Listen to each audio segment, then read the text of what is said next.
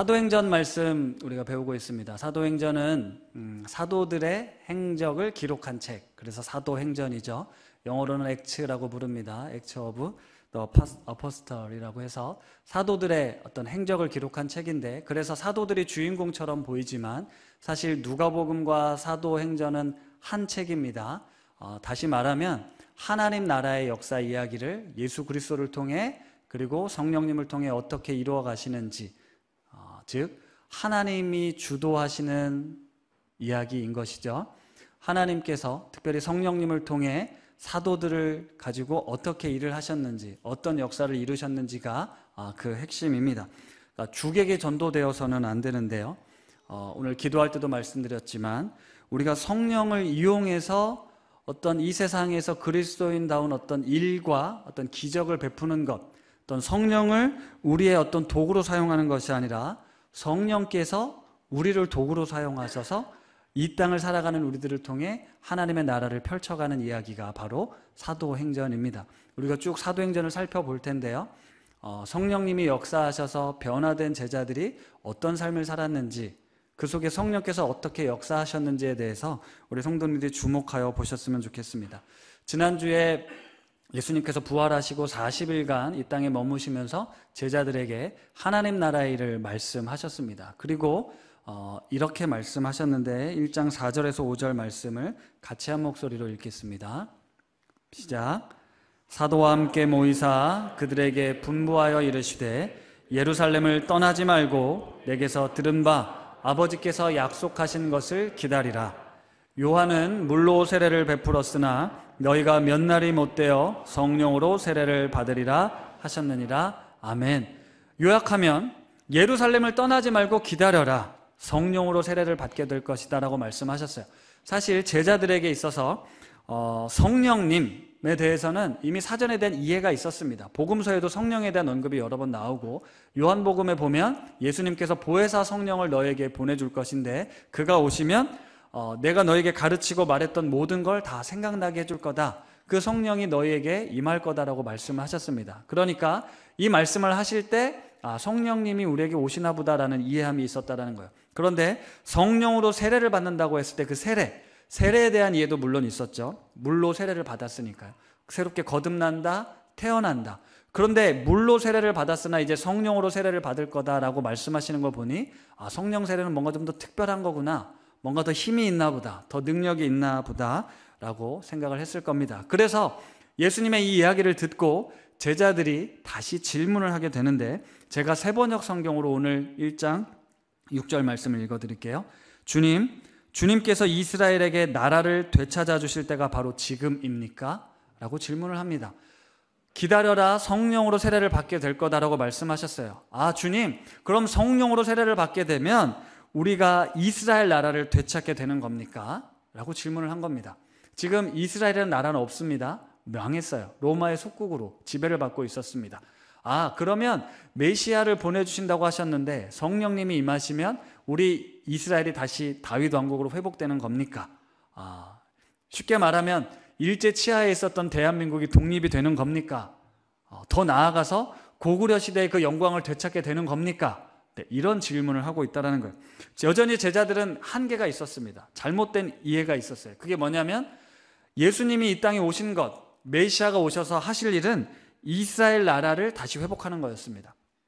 눈에 보여지는 정치적 이스라엘을 회복하는 것, 그것에 대한 꿈이 있었다는 거죠. 그런데 성령님이 오셔서 우리에게 그런 능력이 주어질 거라고 생각을 했다는 거예요.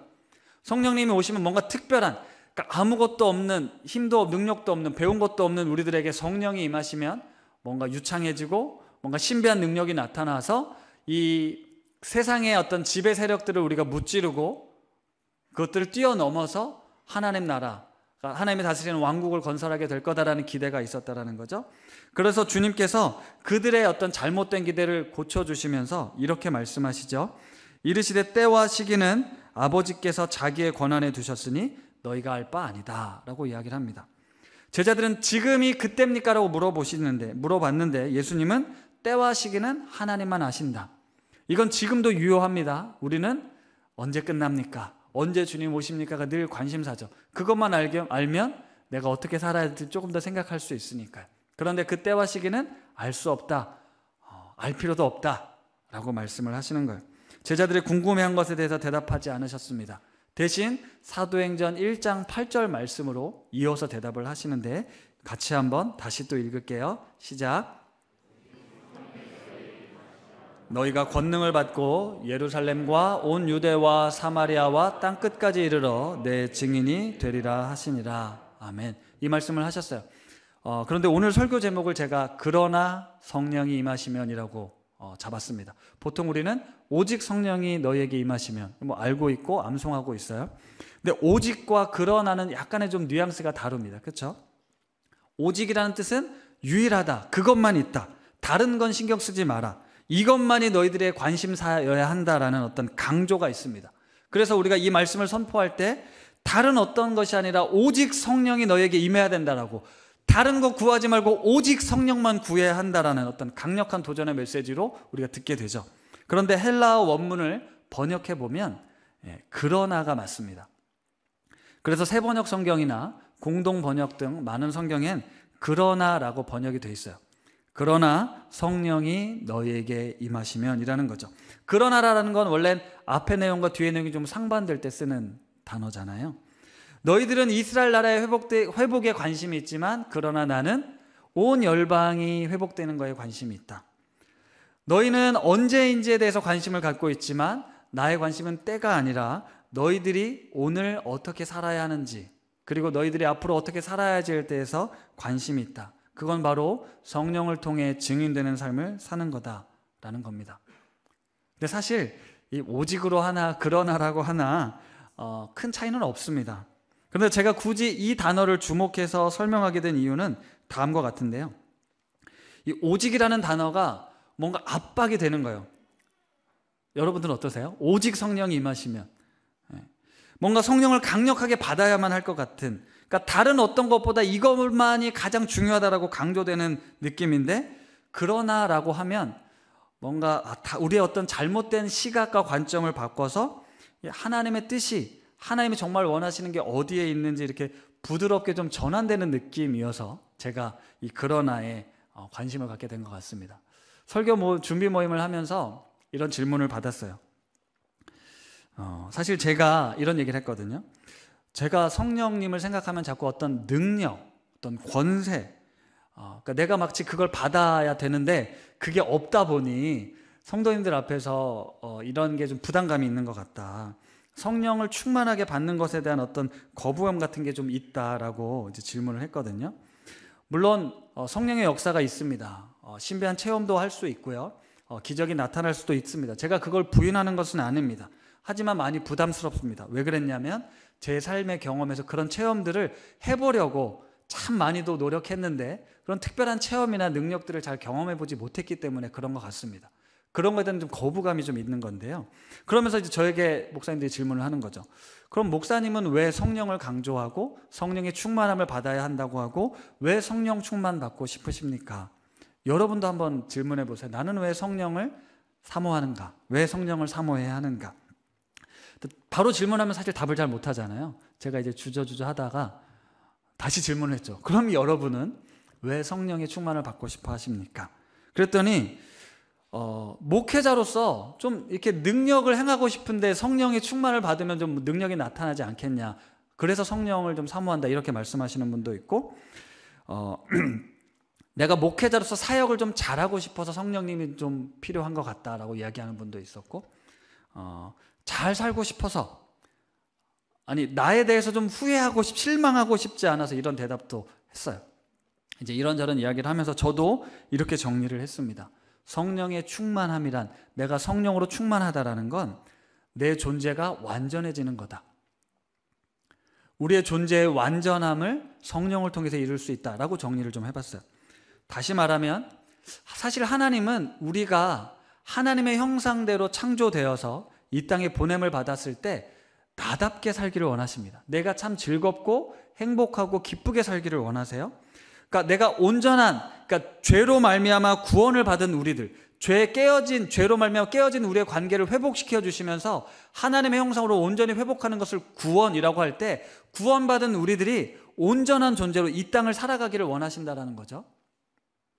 하나님께서 박상윤이라는 사람을 지으셨던 그 목적, 그대로, 그 목적대로 살아가기 위해서 성령님이 필요하다. 성령으로 충만해질 때 내가 비로소 하나님이 나를 지으신 목적대로 살아갈 수 있겠다라고 정리를 해봤습니다. 그래서 이제 이런 관점으로 오늘 본문, 우리가 잘 아는 이 본문 말씀을 다시 묵상하게 되었는데요.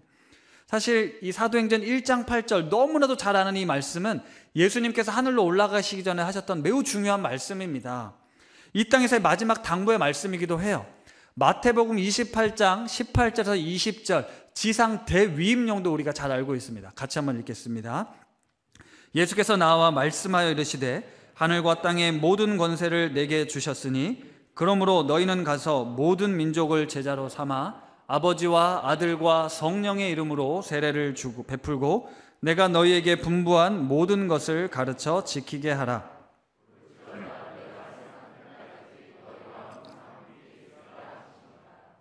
아멘. 우리가 너무 많이 들은 말씀이에요. 너무 잘 아는 말씀입니다. 예수님께서 이 땅에서 마지막 우리에게 하셨던 명령, 이 명령은 어떻게 해서든 우리가 지켜야 한다라는 부담감을 우리는 갖고 있습니다. 땅끝까지 복음을 증거하는 이 선교 명령이 바로 사도행전 1장 8절에 다시 한번 강조되어 있어요. 마태복음 28장 말씀이나 사도행전 1장 8절의 말씀은 다른 말씀이 아닙니다. 매우 준엄한 명령이고 우리 모두에게 주시는 명령이라는 거죠. 그런데 모두에게 주신 이 명령을 우리는 굉장히 부담스러워합니다. 이 마지막 명령이라는 것도 부담스럽고 성령이 임하시면 권능을 받게 되고 권능을 받게 되면 땅끝까지 나가서 복음을 전해야 된다는 이 부담감이 생기니까 우리가 부담스러워하죠. 사실 이 말씀을 들으면 하나님, 목사님, 저는 지금이 좋아요. 여기가 좋아요. 땅끝이라뇨. 저는 저희 집이 제일 좋습니다. 여기를 벗어나는 걸 원하지 않습니다. 그냥 우리나라 여기서 사는 게 좋아요. 어디 제발 절 어디 먼 데로 보내지 말아주세요. 이런 마음들을 우리가 하게 된다는 거죠.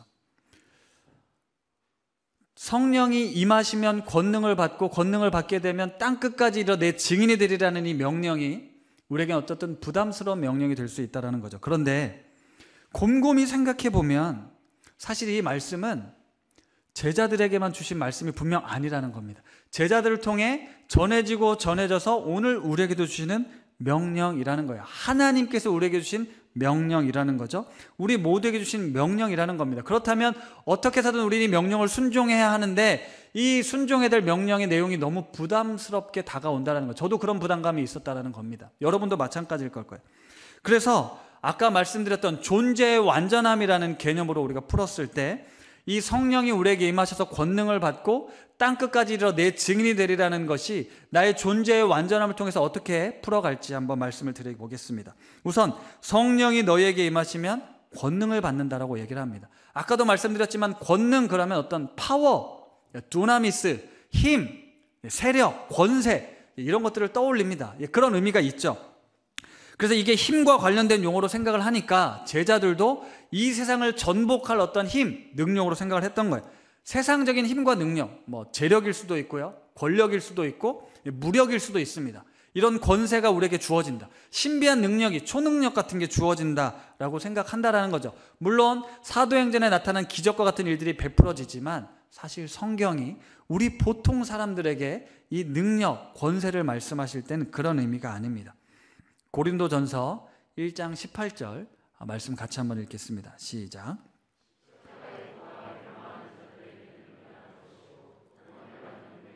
하나님의 능력이라.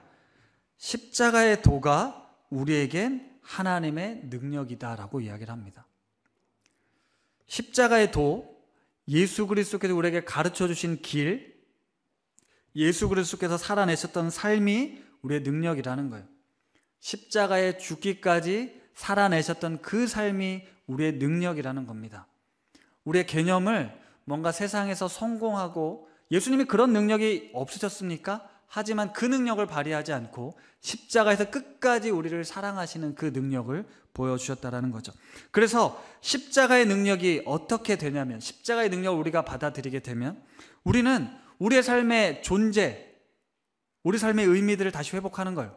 십자가를 통해 죄인으로 말미암아 죽을 수밖에 없었던 나의 삶이 온전하게 회복되기 때문에, 그러면 삶에 대한 만족도가 생깁니다. 내가 세상에선 어떤 평가와 어떤 기준으로 나를 재단하는지 모르겠지만 십자가를 통해 내가 어떤 존재인가를 나는 확인받았어요. 내 삶은 그래서 너무 감사하고 부족한 것이 없습니다.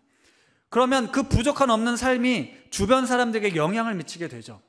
너는 돈도 없고 뭐 달란 게 없는데 왜 이렇게 삶이 행복하고 즐겁고 좋은지 모르겠다. 그건 우리에게 십자가의 능력이 있기 때문입니다. 십자가의 능력이 결국 이 세상에서 우리가 아무리 채우고 노력해도 도달할 수 없는 이 공허함과 한계가 있는데 십자가의 능력은 그걸 넘어서게 해준다는 거예요.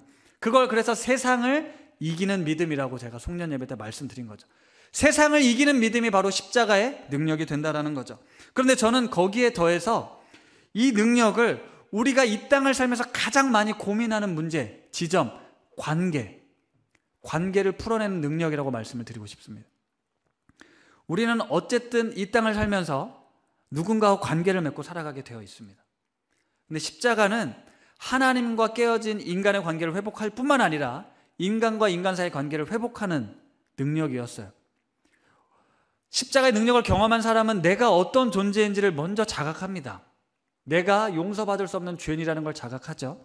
그래서 구원받은 내가 얼마나 감사한지 그 은혜를 누리게 됩니다. 그리고 너도, 나 같은 사람도 사랑인데 너도 하나님이 사랑하신다, 너 같은 사람도 하나님이 구원하신다는 걸 알기 때문에 그 관계 속에 예수 그리스도의 십자가의 능력이 발동되면 우리의 관계가 화목할 수 있다는 거죠.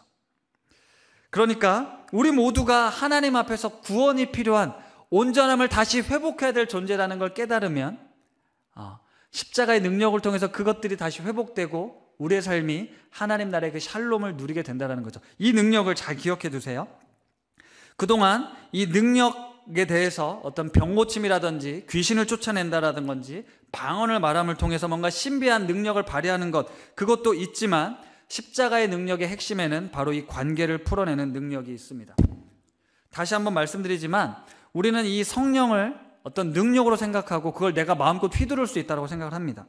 내가 그래서 예수를 잘 믿으면, 아니 성령을 구하면, 성령이 내게 임하시면 내가 성공할 수 있다, 아니면 이 고민스러운 문제를 풀 수 있다, 내 이 아픈 질병으로서 내가 벗어날 수 있다, 성령이 임하시면 내가 그걸 누리게 될 거다, 아니면 나쁜 마귀와 싸워서 이기려면 성령의 능력이 필요하다, 이렇게 성령을 내가 어떤 문제를 해결하는 도구로 사용해서는 안 됩니다.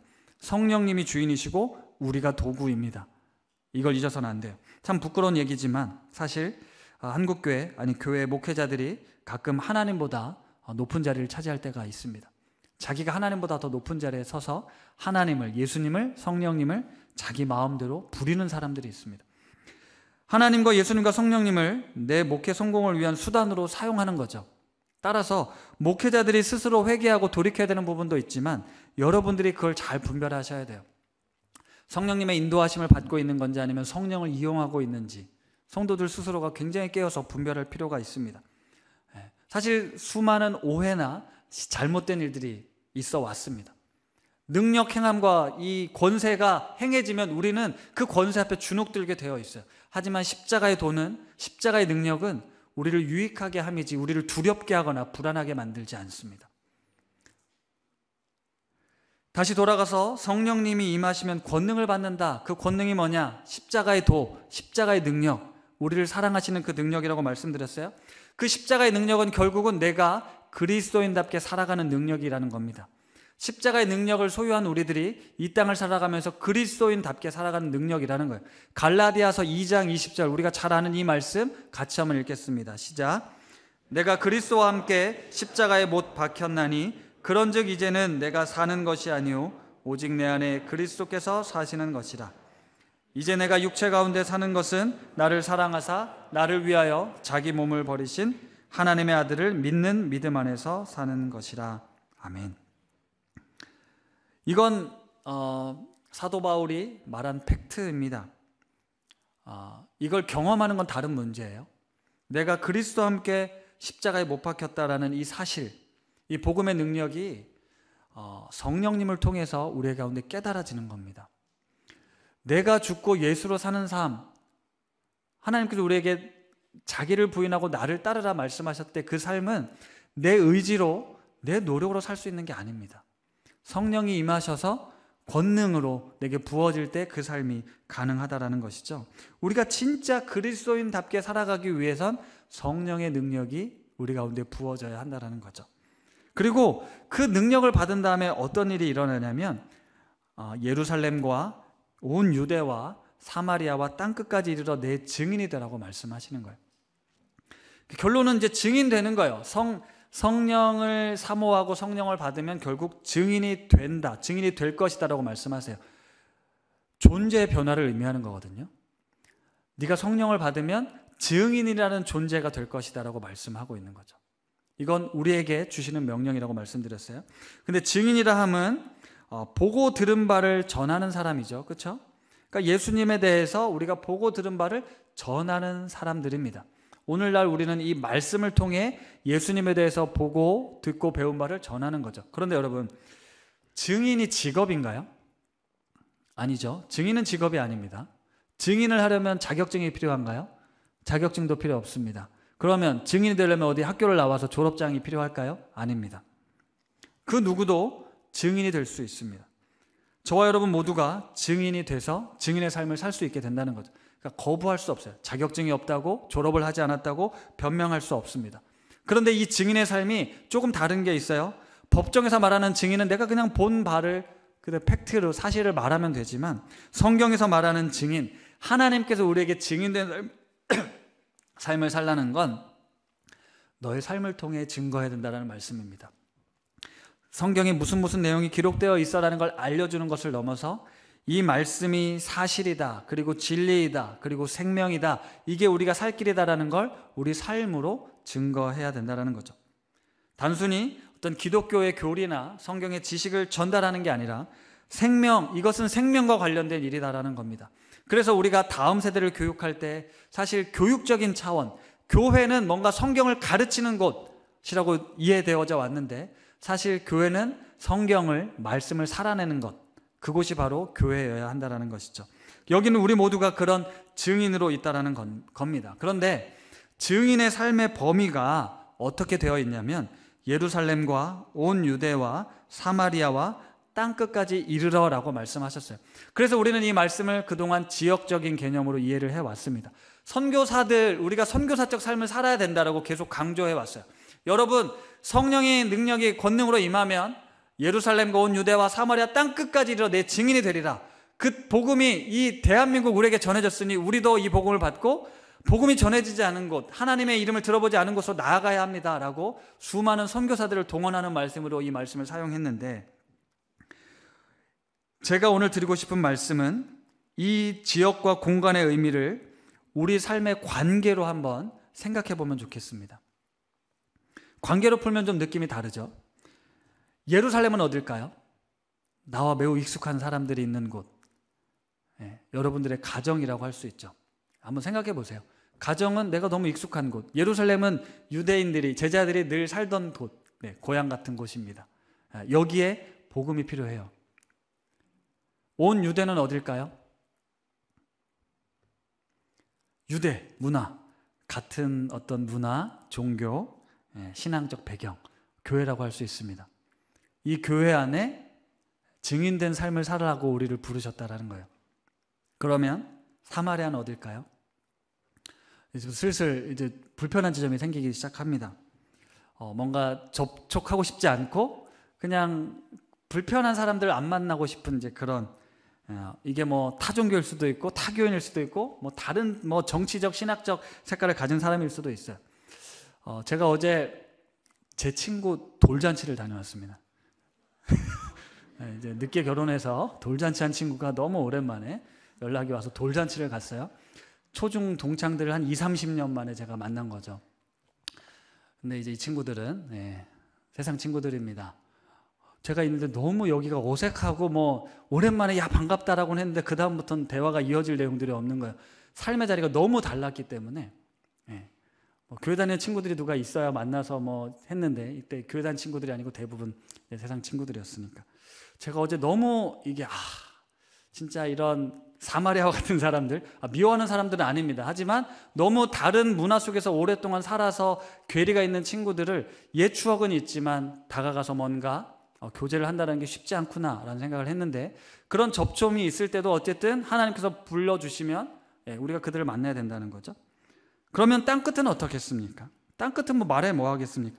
언어도 다르고 문화도 다르고 인종도 다르고. 그런데 잘 생각해 보세요. 선교제 가신 분들도 결국 관계예요. 현지인들과 만나서 관계를 맺고 그들과 하나님의 어떤 은혜와 사랑을 나누는 거거든요. 그러면 우리는 굳이 선교지를 가지 않아도요, 이미 땅끝까지, 여기가 이제 교회잖아요. 여기에도 땅끝과 같은 존재가 있어요. 도저히 다가갈 수 없는 존재가 있습니다. 사마리아 같은 존재가 있습니다.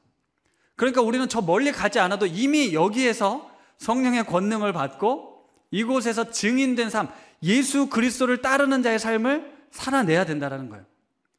이게 매우 중요한 사명일 수 있다는 거죠. 제가 며칠 전에 이런 제목의 기사를 봤어요. 담임 목사가 교회 직원을 괴롭히는 15가지 방법. 제가 뭐 직원을 괴롭히려고 이 기사가 들어온 건 아니고, 이게 뭐야 이렇게 하고 이제 내용을 봤는데, 그냥 뭐 여러 가지 내용들이 나오는데 핵심은 이겁니다. 직원을 괴롭히는 담임 목사가 어떤 사람인가를 이제 설명하는 건데요. 핵심은 이거였어요. 담임 목사가 2개의 인격을 가지고 행동하라는 거예요. 성도들을 만날 땐 정말 뭔가 정성을 다해 사랑으로 섬기는데, 직원을 만날 땐 자기 마음대로 함부로 하게 되면 직원들이 괴로울 거다. 이런 내용이었습니다. 어떻게 생각하세요? 제가 여러분들을 대할 때와 직원을 대할 때가 좀 달라야 되지 않을까요? 여러분들은 성도님들이고 직원은 제가 이제 일을 해야 되는 사람들이니까. 네. 아까 1부 때는 그것에 동의를 하지 않으시더라고요. 목사님은 그러시면 안 된다. 성도를 대할 때나 직원을 대할 때 똑같아야 된다라고 생각을 하죠. 아멘입니다. 우리는 살면서 어떻게 사십니까? 가정에서, 또 사무실에서, 아니면 교회당에서, 예배당에서 우리는 동일한 인격체로 살고 있습니까? 아니면 여러 인격체로 살고 있습니까? 물론 차이가 있을 수 있습니다. 다른 점이 있어야 되는데 결코 달라서 안 되는 게 뭐냐면 내가 그리스도인이다라는 것, 내가 예수를 믿는 사람이다라는 것은 바뀌어서는 안 됩니다. 세상에선 예수 안 믿는 사람처럼 행동하면 안 된다라는 거죠. 관계를 맺는 방식이나 일을 하는 건 다를 수 있겠지만 내가 그곳에서도 예수 그리스도의 사람이라는 게 드러나야 한다는 거죠. 그런데 사실 우리는 그렇지 않은 모습에 얼마나 많이 절망합니까? 제가 누누이 말씀드리지만 저는 가정에서 참 제 자신에서 절망을 많이 합니다. 그런 성도님들이 많아서 굉장히 공감을 많이 하셨어요. 직장 생활에서는 어떠신가요? 내가 이게 정말 그리스도인 맞아? 라고 절망하지 않습니까? 세상에서도 마찬가지입니다. 그래서 그 절망이 우리에게 뭘 요구하죠? 내가 잘 살고 싶은, 그리스도인답고 살고 싶은 마음을 갖게 하잖아요. 그게 어떻게 해서 되냐고요? 성령이 너희에게 임하시면 이라는 거예요. 성령이 너희에게 임하시면 권능을 받는다. 성령이 너희에게 임하시면 십자가의 능력이 너희에게 부어질 거다. 그러면 너희가 예루살렘, 유대, 사마리아 땅끝에서도 증인된 삶을 살게 될 거다. 예수 그리스도를 믿는 사람답게 살게 될 거다라는 거죠.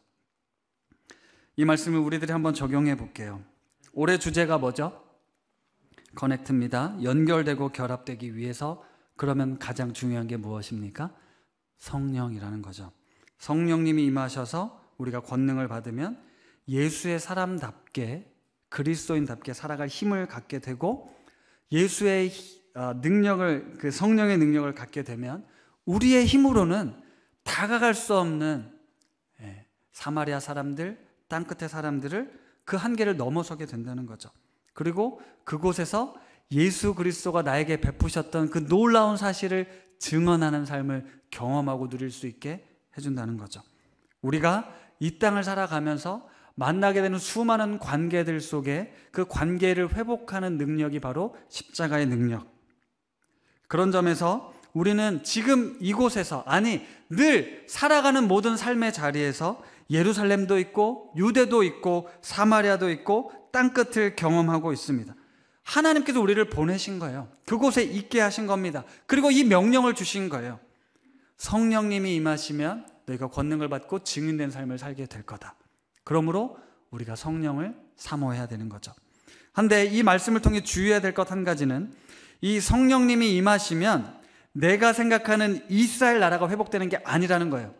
제자들의 오해를 풀어주셨잖아요. 제자들은 성령님 임하시면 이스라엘 나라가 회복될 거라고 생각했어요. 우리가 성령의 어떤 능력을 받으면 내가 뭔가 삶이 바뀌어서 내가 생각하는 이상적인 하나님의 나라를 완성할 거라고 생각한다는 거죠. 어떤 나의 모습, 나의 가정이 이렇게 될 거야. 우리 순모임은 이렇게 될 거야. 우리 재직부서는 이렇게 될 거야. 내가 성령의 능력을 받으면 우리 교회는 이렇게 될 거야. 어떤 내가 꿈꾸는, 내가 기대하는 하나님의 나라, 그걸 기대하셔서는 안 됩니다. 성령님이 임하시면 나는 죽고 예수로 사는 능력, 예수 그리스도께서 꿈꾸는 가정, 예수 그리스도가 꿈꾸는 우리 순모임, 예수 그리스도가 기대하시는 우리 재직부서, 예수 그리스도가 기대하시는 교회, 그것이 임하게 될 거라는 거죠. 하나님이 원하시고 기대하시는 바, 하나님의 나라가 나를 통해 이루어지도록 우리의 삶의 주도권을 주님께 내어드리는 것이 성령님이 임하시는 방법입니다. 성령의 능력을 내가 가지고 내 마음대로 고치겠다, 변화시키겠다, 바꾸겠다가 아니라 성령님이 임하셔서 하나님의 뜻대로 우리 공동체를, 우리 가정을 바꿔 주십시오. 제가 그것을 사모합니다. 이렇게 기도하시면 좋을 것 같아요. 올해 우리 공동체 안에 이런 성령의 역사가 충만하게 일어날 줄 믿습니다. 말씀을 마무리하겠습니다. 성령님이 임하시면 우리는 비로소 그리스도인다운 삶을 살게 됩니다. 이것은 선택사항이 아닙니다. 어떤 특별한 사람들만 구해서 받아야 되는 게 아닙니다. 모든 그리스도인들이라면 당연히 구하고 받아야 합니다. 이미 내주하시는 성령님, 그래요. 우리는 예수 그리스도를 주로 영접할 때 성령님이 임하신다고 말씀하셨어요. 이미 우리 안에는 성령님이 계시죠. 다시 오셔야 하는 게 아닙니다. 그래서 성령 충만은 내 안에 거하신 성령님이 역사하시도록, 충만하게 일하시도록 나의 삶의 전 인격을 주님의 다스림 가운데 내어 맡기는 것이 바로 성령의 충만함입니다. 그러면 성령의 충만한 삶이 되면 예수님께서 이 땅에 오셔서 보여주셨던 삶, 가르침과 말과 행함의 일치, 안과 밖이 동일했던 삶, 우리가 그런 존재로 살게 되죠. 가정과 교회와 일터 다른 인격으로 살아가는 것이 아니라 나는 하나님의 자녀야, 나는 그리스도인이야, 나에겐 증인된 삶을 살아갈 소명이 있어. 그렇게 삶과 아는 것과 삶이 일치되고 안과 밖이 동일한 삶, 우리가 그 삶을 소망하며 이 시간 기도하고 싶습니다. 하나님을 사랑하듯 사람을 사랑하고 정의와 공의를 행하는, 하나님께서 우리에게 말씀하신 그리스도인의 본분, 그 삶을 우리가 맡겨주신, 우리가 보냄을 받은 그곳에서 증인된 삶을 살아감으로 서로 연결되고 결합된 은혜를 누리는 우리 우신 공동체 되기를 소망합니다. 우리 함께 이 찬양을 고백하고 싶습니다. 원하고 바라고 기도합니다. 하나님의 꿈이 나의 꿈이 되고 예수님의 성품이 나의 인격이 되고 성령님의 권능이 나의 능력이 되도록 원하고 바라고 기도합니다. 함께 찬양하겠습니다.